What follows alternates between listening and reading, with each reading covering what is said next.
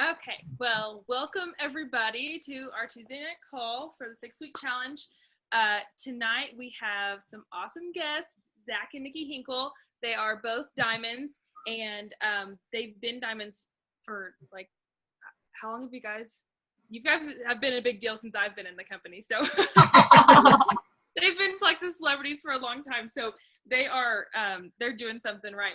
I read on Nikki's Facebook the other day that you have 20 emeralds and above on your team. Yes. Yeah. So they're doing amazing things, and they're probably like the nicest couple in Plexus. So without further ado, I will hand it over to you guys and just take it away. Awesome. So do you want us to start by telling, I guess, a little bit about ourselves? Yeah, that would be great. Okay. So like she said, we're both a diamond ambassadors of Plexus, and I started about 4.5 years ago, and I started this business solely for the business. Most people will tell you when they start Plexus, they started it for the products, and then they fell in love and couldn't help but share. But I actually started just for the business. I really didn't even know what we sold. I was that stay-at-home mom. I had 4 kids, and that always was trying to do something to make an extra buck, to kind of help, pay for the extra things. Not that Zac wasn't providing with a good career, but I mean, when you have 4 kids, it takes a lot. And so I was a postpartum doula. I was a tutor. I had one of those big coupon books that you see the crazy people at the grocery stores with. That was me. Like anything I could do to try to kind of spread my dollar a little bit further. And I had done network marketing. And so my best friend, Heather Burke, who is my upline and also diamond now with Plexus, her and I were in another network marketing company selling jeans. And so she left that and started selling Plexus. And I have been in the party-based industry where I know it's hard to make money with, and, pushing inventory and lots of parties. And so when she started Plexus, all I wanted to see was the compensation plan. I have a degree in math, and so numbers is my love language. And I just wanted to see, will I make money? Because in the past, I've spent lots of time and made nothing. And so I looked at the compensation plan, and I was sold out. I don't think I told Zac I was joining. I know you asked or mentioned it. Oh, I did. Okay. And I literally said no. Then I joined. Yeah. At this point, like she said, she'd done stuff before, other network marketing companies. The previous one was a lot of work. Being an airline pilot, I was gone, 4 or 5 days a week sometimes. And being home was a valuable time for us, or a valuable period to spend time together. So I remember when she first brought up Plexus, I literally was like, no, not again. Like the other one's kind of failing, if you will. That it was nice just to have that time and not have to worry about the parties and carrying inventory around to different parties and being able to constantly juggle that. But I am the ever optimist, knew that Plexus was different. Like the compensation plan was just different than anything I'd seen. So I jumped in despite his disagreeing with it. And I had set up a goal in the very beginning to make enough money to pay for my groceries. Again, I still at this point have no idea what I'm selling. I thought it was weight loss, but I can sell weight loss, right? And I didn't think I really needed the products, but I thought if I'm going to sell them, I need to take them. And so I started taking the products, and just 2 months in, I lost 15 pounds. So I believe now. And I felt great. Like I just felt different, that feeling that you get on the products. And so, but the crazy thing was I had already met my financial goal to pay for all of our groceries, which doesn't sound that crazy, but when you're a family of 6, and when I had done network marketing for 3-4 years and never came close to that goal, it was a big deal. And I remember when I got that check, and that was the moment I realized this is going to be something big. And he was still a doubter at the time, but I convinced him to jump on with me at that time. I had just hit gold, and I was like, we're doing this together. And in 2 years, we hit diamond on the same month, like 1 day apart. We hit diamond. I hit it one day, and he hit it the next day. And so it's been a crazy journey, but we're so happy how God has blessed this business for us, and just everything that it has done for our family has been insane. But so that's kind of our story. And Abby was telling us the 2 topics that y'all were covering this week were follow-up and objections. Is that correct? Okay, so I'm going to start with y'all tonight on kind of follow-up. So it's follow-up.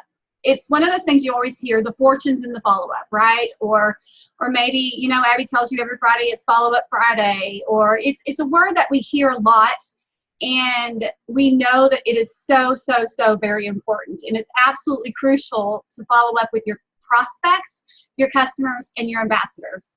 However, I know this. I'm a Diamond Ambassador. I've been in this company for almost 5 years. And guys, this is still one of my biggest weaknesses. I know that I have to follow up. And when I don't follow up, I lose that person almost every single time.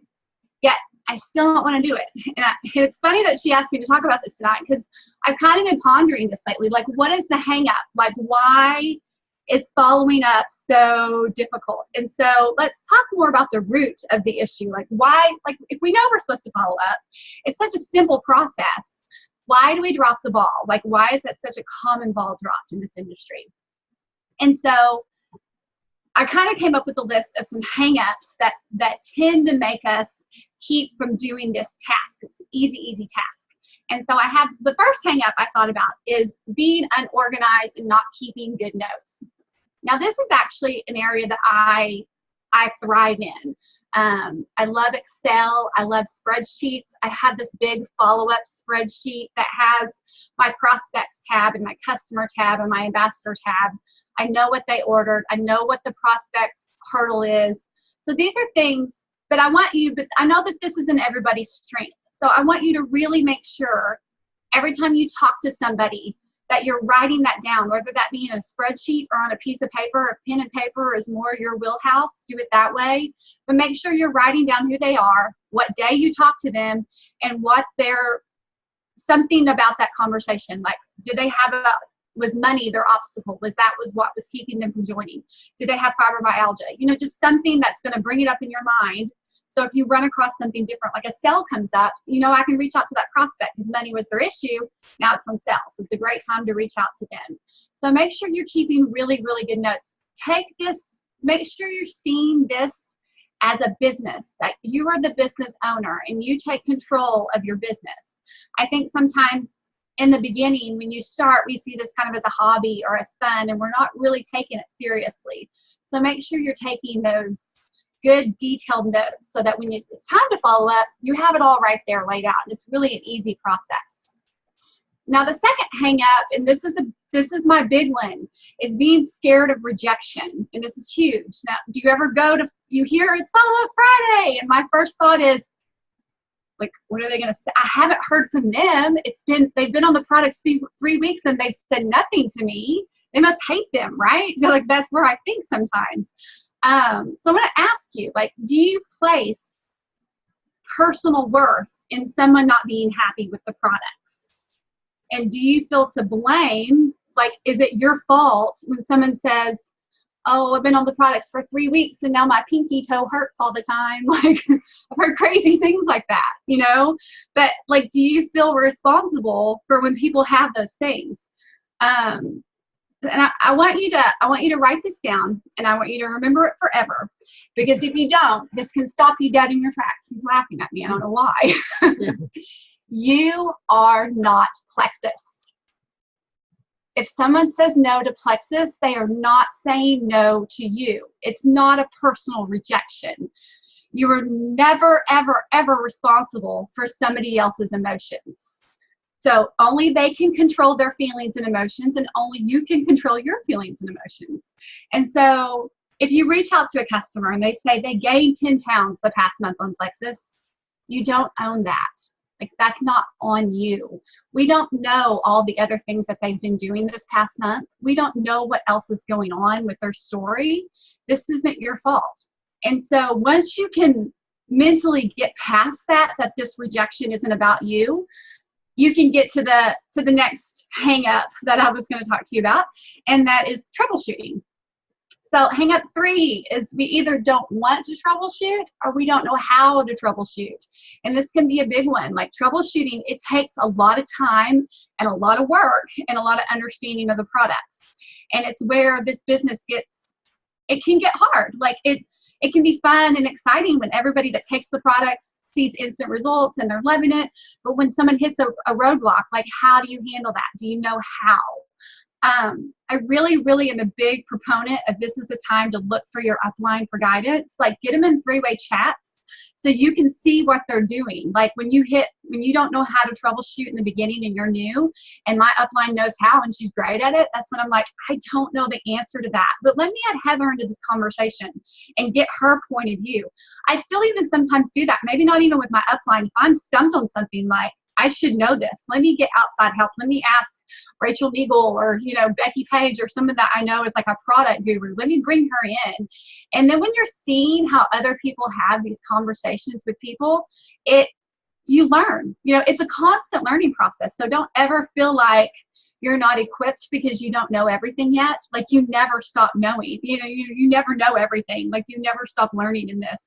So make sure you're seeing other people's wordings, like how they're troubleshooting.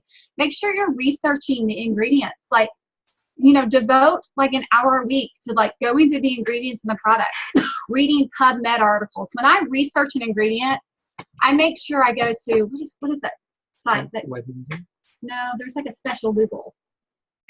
It's a special Google. What is it? Yahoo. No, it's like med.google.com. Is that what it is? Well, shoot, I just thought of it now. I'll figure out what it is, and I'll bring it to Abby, because it's one that only has, like, it's something.google.com. It doesn't have blogs. It doesn't have opinions. You're only looking at actual documents that are like medical documents, and you'll find actual research and not just a whole bunch of feelings and opinions from haters, which I love, because you're getting to the actual research that we need to know. So I'm sorry, I wait till that, but I'll figure that out and send that to you. So make sure you're learning about the products, how they work, and the more that you practice the troubleshooting, the more natural it becomes. And then the last hang up I was thinking about was, we don't want to annoy them sometimes. We feel like, I've already reached out to them once. Like, did they want to hear from me again? But just remember, I have heard in this 4.5 years of Plexus so many more complaints from ambassadors and customers and prospects that, I tried the products, but my upline just never helped me. Like, we hear that all the time. I've never heard, I tried the products and my upline was messaging me all the time and it just drove me crazy. Like, I've never heard that complaint. Like, that's not the issue. Like, people want help. They want you to talk to them. They want you to hold their hand through this process.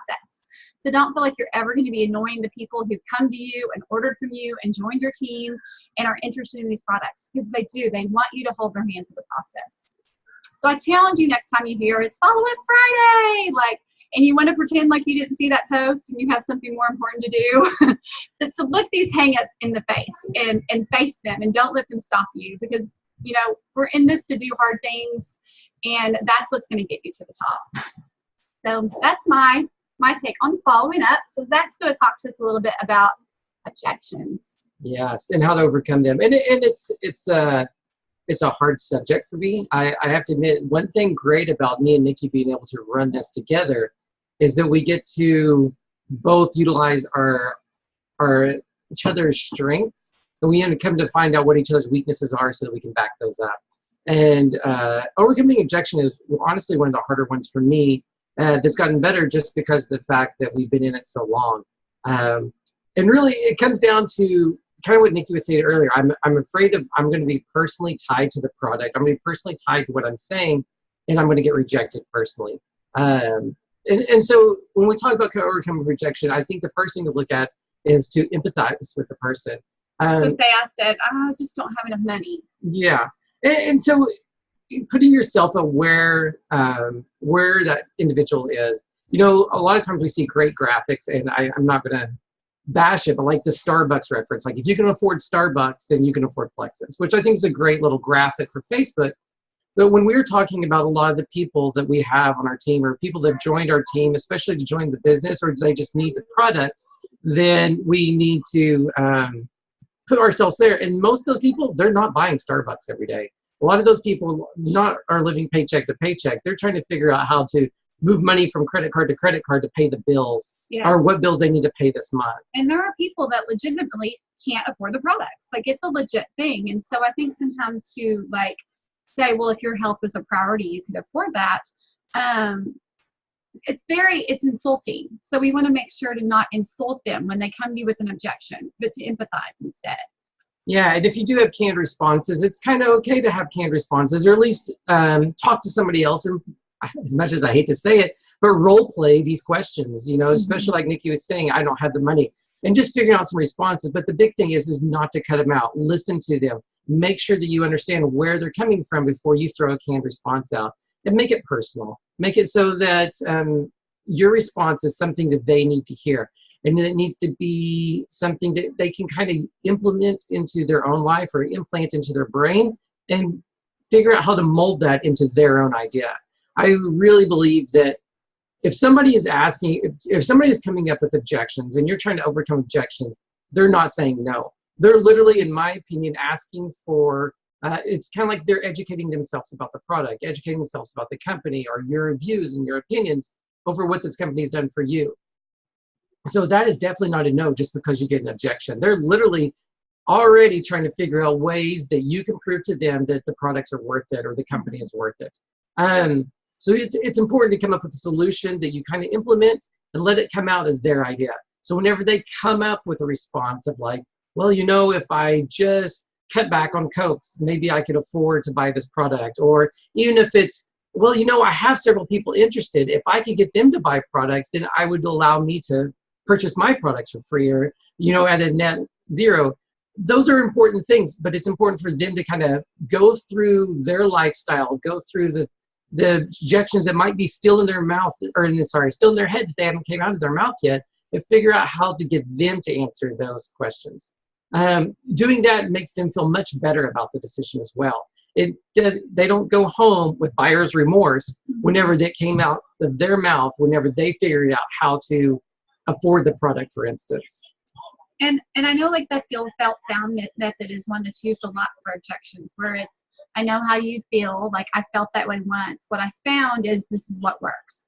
And that can be a great method, but I found it way more effective if you spread that method out into lots of conversation. So we talk about how you feel for several minutes. So it's not all in one sentence. Because if I say, I know how, I get that you feel like you can't afford it. I felt that way once too. What I found was if I sell Plexus, I can pay for my own products.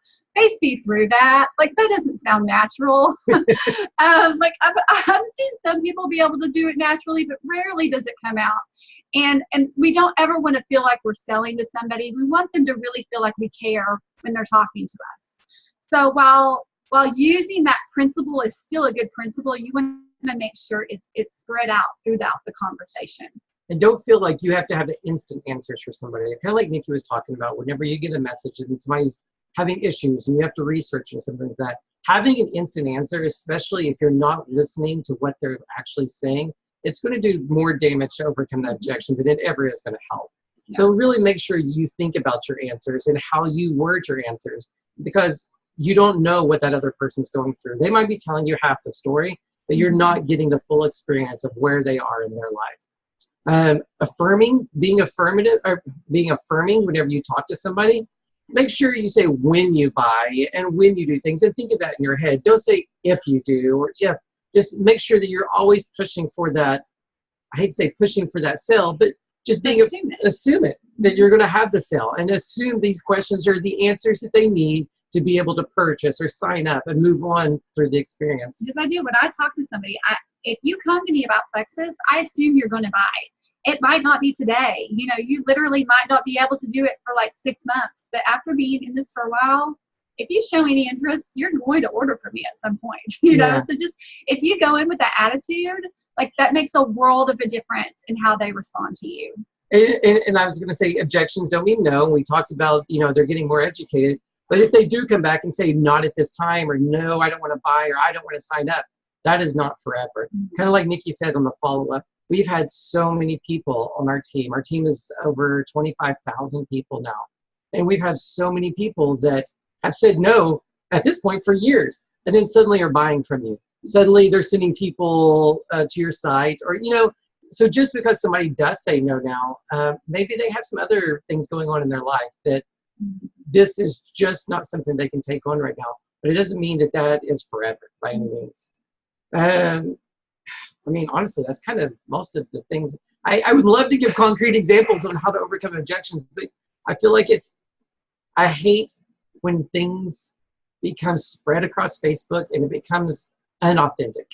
Really think about the answers to these questions. And yeah, you're going to have the people that sometimes want the bullet points. They want your quick-witted return on their objections. But a lot of times you really need to put your plate. You need to think about where this person is in their life and what their objections really might be and what they might mean to them before you just quickly throw out and going back answers. to what I said on the follow-up, as long as you don't take ownership in their objections and their feelings that they're telling you, you're going to be able to have that conversation way better if you're not feeling attacked or you're not feeling like, oh, it's my fault they can't afford the products. It's so easy for us to take ownership for somebody else's feelings. I think it's kind of a natural thing to do, or to get on the defense when you hear an objection. So make sure you don't get on the defense or take ownership of that. And you're going to be able to open them up way more and kind of have the conversation and dig a little deeper and see what's the real reason here. Is it really because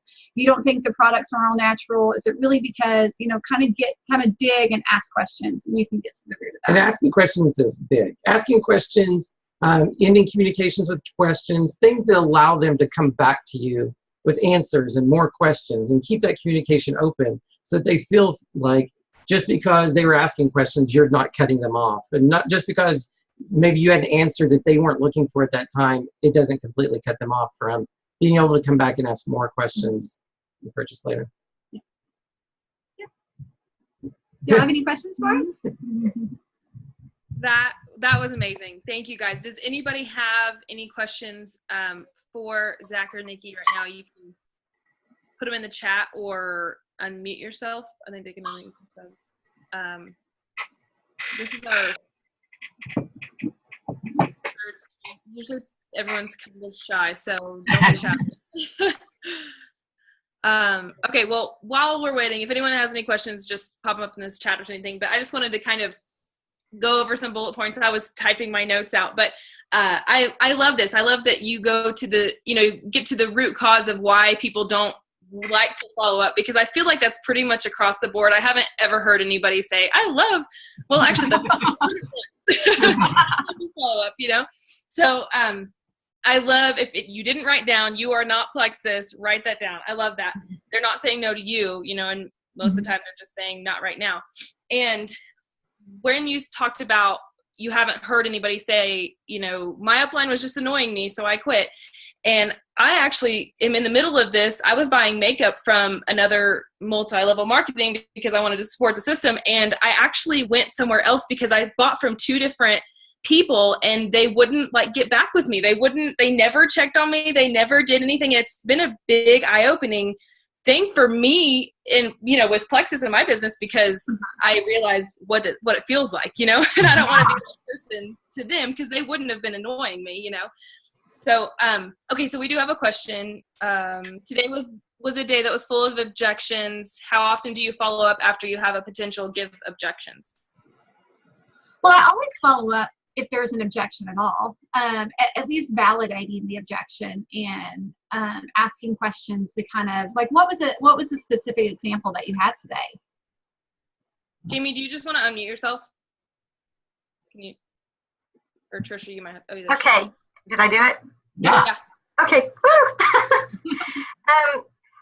I spoke with probably about 8 different people today. They weren't all bad objections. Some of them were, doesn't really sound like something I would use. A guy I know, he goes to the gym and works out. So his main objection, of course, obviously was, well, I don't think I need to lose weight. So, Plexus probably isn't for me. And I know how to handle him. I'll go back and deal with him a little bit later. But one of the ones that really got me, sweet girl. She lost her mother not too long ago. I've known her since high school. She's in a really difficult place financially. Her husband is a youth minister, single income. after her mom died, she went into some depression, gained a lot of weight. So I know there's a lot of back history there. She wanted it so bad. And I could just tell in our conversation that this was kind of, I get teary because of her need and her desire for the products. It was like it was her last hope. And as I sat there and I told her how much even the wholesale was, I knew it was going to be more than she could afford. And that was her objection, was the cost. And she said, oh my gosh, I just can't do that right now. And I went back and told her, I said, you know, our health is so important to God. And I know that some way, at some point, he will make a way for you to be able to try these products if this is what he has for you. After that type of a conversation, I mean, how often do you go back and reach out just about Plexus? I'm going to go back and talk to her and speak with her and you know, kind of minister to her as much as I can, aside from Plexus. But as far as offering that opportunity again to her, how often do you go back and do that? I have a set rule of thumb that I follow it 5 times, and on my little spreadsheet that I use, I have a 5th time, and after that, like, I only do if there's something major change, like Slim be redeveloped. But if there's certain situations for people like that you just really feel like it's been laid on your heart, like, it might be more, and it might be in a way that's just like, maybe my follow-up isn't even saying Plexus, just I'm still praying for your health. Like, I just want you to know that, just thinking of you today, you know, and that lets them know they know what you sell. And sometimes it's following up. So you don't need to offer them Plexus. They know, you know, and if they know that you care, you genuinely care about her health, which I can see that you do clearly, that can be done authentically, you know, and that can still be a follow-up in a way that it's bringing it to the forefront of her mind, but without you being pushy or saying Plexus. Okay. Thank you so much. Yeah. That was great. And let's see, Rachel, Nikki told us about the business. You know, so the other MLM, honestly, a good month, probably one of Nikki's best months, was probably $450 of income. Yeah, it didn't take long for her to get above that income. So it makes it easy whenever money makes things easy. Don't let anybody tell you that money can't buy happiness and make things easy. Not joy. And you might be lonely, but you can buy things to make you happy. I'm not going to lie to you guys. That's absolutely the case. Yeah. But that to say, I mean, you know, it's funny, and me and Nikki talk about this a lot. I mean, we feel insanely blessed with what we've been given. And we talk about how we, you know, use that. And, you know, for much is given, much is, you know, I know that. I'm not getting into a sermon here. But what I'm saying is, we try not to take it for advantage every day. But at the time where we were completely happy. Our income wasn't great. We hadn't been out on dates in as long as I can remember, but we weren't unhappy. We were very happy. But when the income started coming in and it allowed us to free up some of the stress we had over groceries or date night or paying a babysitter while we just go to the movies, things like that, it doesn't take long to sign up or it doesn't take long to see where this is going. And her vision of the future, she's always an optimist, but I can see that this wasn't being artificially optimistic.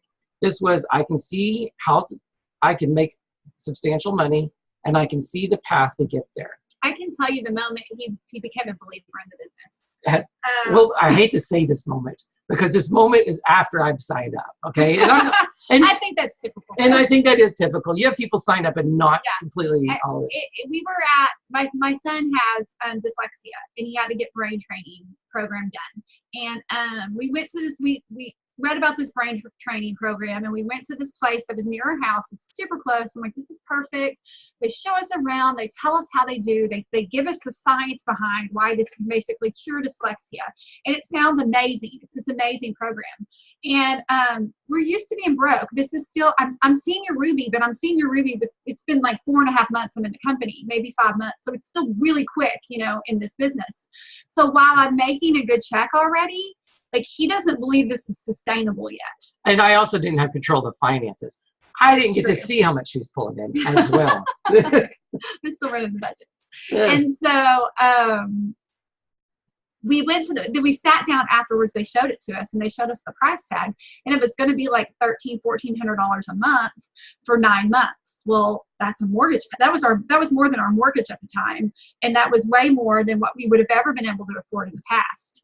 And when we walked out of the room, Zac was just like, he was like, I'm so sorry, babe. Like, I know you want this for him. And I'm just like, no, I can pay that. Like, I can pay that with my place of money. Like, we're doing this. It was just like this eye-opening moment for him. Like, absolutely. Are you serious? He's like, you really think for 9 months you're still going to get that paycheck? And I'm like, and more. Yeah. Yes, definitely. Yeah, that was honestly, like, you know, we pin it down to that. And that moment It was a pivotal. was very pivotal in how we approached Plexus, or how I approached Plexus, and where we saw that we could go with the company. 19-year-old on our team is struggling with having people show interest. Oh, you know, when I was younger, I didn't feel, I felt wise when I was younger. And I felt, Careful, I think Abby Jo's like, what, 20? yeah, but we've known her for a long time, so we can give her a hard time. What'd she say, 21? So whenever I was younger, I was an airline pilot. I'd flown for the airlines flown for the university for a few years. I'd flown some private jets, and I'd started with the airlines. At that point, my uncle had actually bought a private jet. And they didn't ask me to fly it. They had hired somebody else, not even be like a backup pilot or anything. And at the time, I remember Nikki being very upset. And at the time, I was with the airlines. I kind of wish I had that, but at the same time, I thought I had something really good. Looking back on what I looked like at that period, I wouldn't have ever gotten on a plane with me. Like, I look back at my old airline pictures, and I'm like, who flew with me? I looked 14. There's no way I'd get in a plane. And I know this is a round way to get to the subject, but it's hard when you're younger to build a reputation over health, and it's hard to build belief for others in yourself to be able to talk to them about health. Last night, I fell going up the stairs. My knee is now making noises, and I literally ripped a toenail off my toe. Getting old sucks bad. Like, you start falling apart and you don't know why. And it's hard when somebody is so young, tells you things that are going to affect your health. And that's kind of the reality of the situation. I wish I had a better answer. Abby Jo has done an insanely good job. It is hard for young people. It's hard for guys. You have to have a niche to kind of attack. Being in the airlines was my niche for me personally. We ate horrible food at horrible times of the day and lived a horrible schedule.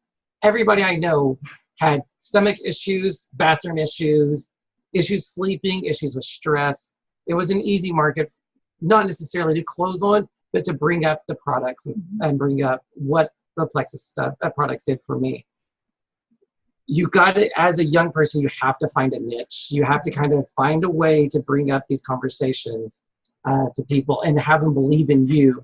And I wouldn't necessarily have her, go after just, the older market too. I know the older market can seem to afford it better, but use one advantage the millennials have over us is y'all are better at these other social media avenues. I'm trying to figure out Instagram and Snapchat, and use those things that is big within your network. Use your generation too.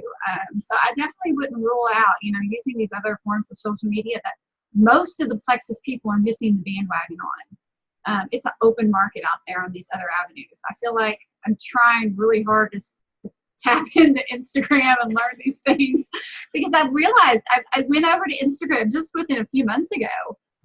I'm like, where did these people go? I'm like, all of these people I'm seeing that I haven't seen in forever, and I go on their Facebook timeline. Well, they haven't posted on Facebook in 6 months. Like, people are leaving Facebook in droves. So you got these younger generations that are already naturally on these other social media platforms. They have an open market, so I would be utilizing this. Perfect niche. Perfect. Yeah, I love that. Absolutely. Thank you guys so much. Does anybody have any other questions before we let them go?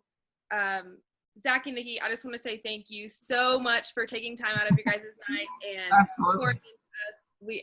I know everybody, I speak on behalf of Tricia and I and everybody else. We so appreciate it. I learned more of you guys' story that I didn't know, and that's always great too. So thank you so much. Tricia, if you want to stop the recording, everyone's saying thank you. So